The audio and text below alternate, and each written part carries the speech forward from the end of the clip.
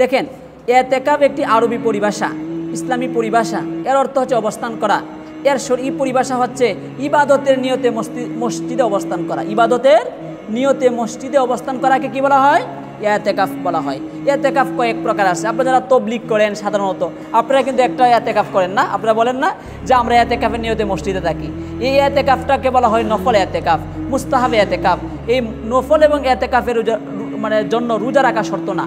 বলেন, নফল এবং মুস্তাহাব এতেকাফের জন্য রোজা রাখা শর্ত না। কিন্তু আরও দুই প্রকার আছে, সেটা হলো ওয়াজিব এতেকাফ আর একটা সুন্নতে মুআক্কাদা আলাল কিফায়া। আগেই বলছি এই পরিভাষাগুলো ফিকহে হানাফি। বলেন, এই পরিভাষাগুলো কি? ফিকহে হানাফি। তো এই যে মুস্তাহাব, এই জন্য রোজা রাখা শর্ত না, কিন্তু ওয়াজিব এতেকাফ পালন করার জন্য কি লাগবে আপনাকে? এই রোজা রাখা শর্ত।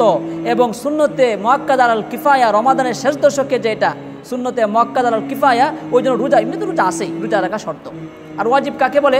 ওয়াজিব হচ্ছে আপনার রমজানের এই 10 দিনের এতেকাফ কোনো একটা ভেঙে গেল একটা, তাহলে এই ভেঙে যাওয়ার কারণে পরবর্তীতে কাজা করা, এটা হলো ওয়াজিব। পরবর্তী কাজা করা কি? ওয়াজিব। রমাদানের এতেকাফ বসার পরে, এতেকাফে অবস্থান করার পরে যদি এতেকাফ নষ্ট হয়ে যায়, তাহলে পরবর্তীতে সেই এতেকাফকে কাজা করার নাম হচ্ছে ওয়াজিব এতেকাফ। আর রমাদানের শেষ 10 দিন এতেকাফ করা সুন্নতে মুআক্কাদা আলাল কিফায়া। আর নরমাল যে কোনো দিন, যে কোনো মুহূর্তে, এমনকি ফুকাহাদের একটি গুরুত্বপূর্ণ সিদ্ধান্ত হচ্ছে এক মুহূর্ত, মানে এই মুহূর্তটা তো অনেক আধুনিক ব্যাখ্যা আছে, আমি সেদিকে যাচ্ছি না। আপাতত মনে করেন কিছুক্ষণ, আপনি একাডেমিক যদি আলোচনা যান মুহূর্ত কয়জন, অনেক মত থাকবে, বাদ দেন। আপাতত মনে করেন যে এরকমভাবে 1 মিনিট 2 মিনিট মনে করেন আপনারা, এই 1 মিনিট 2 মিনিট যদি মসজিদে এরকম এতেকাফের নিয়তে অবস্থান করা যাবে। কথা বুঝতে পারছেন? এই জন্য রোজা রাখা কিনা শর্ত না।